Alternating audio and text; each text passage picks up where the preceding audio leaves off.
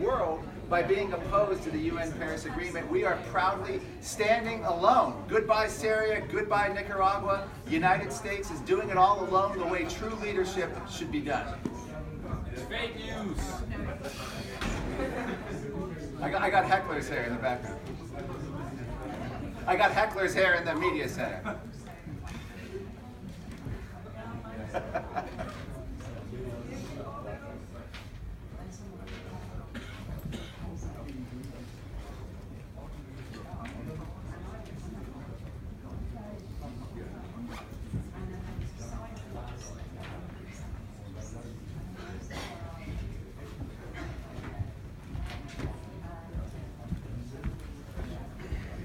Well, you know, it's an interesting question that some have raised in a profound way.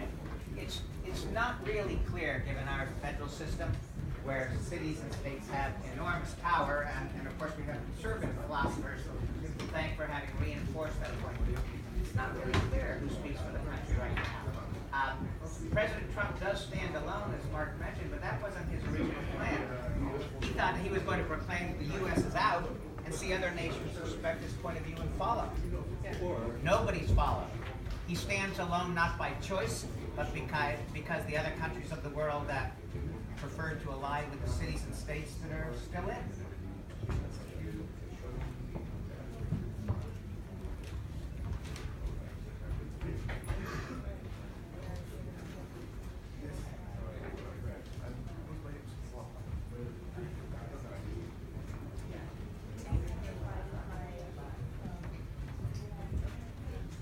No, in fact, Donald Trump has said he was joking about that tweet. If you really want to know what Donald Trump's views on climate change are, you would look right after the election in the New York Times editorial board meeting. He actually talked about his uncle, who was a scientist, and the ClimateGate emails, and his skepticism generally of the United Nations agenda and the consensus. And actually, Donald Trump's views in that regard were very in line with climate skeptics. The Chinese hoax thing was literally a joke to be, and the agenda-wise, he may not have been joking, but he was joking in that tweet. The important thing here is Donald Trump stands with science. In the journal Nature, almost every single industrialized country is not on track to meet the targets, even if they were, according to peer-reviewed literature.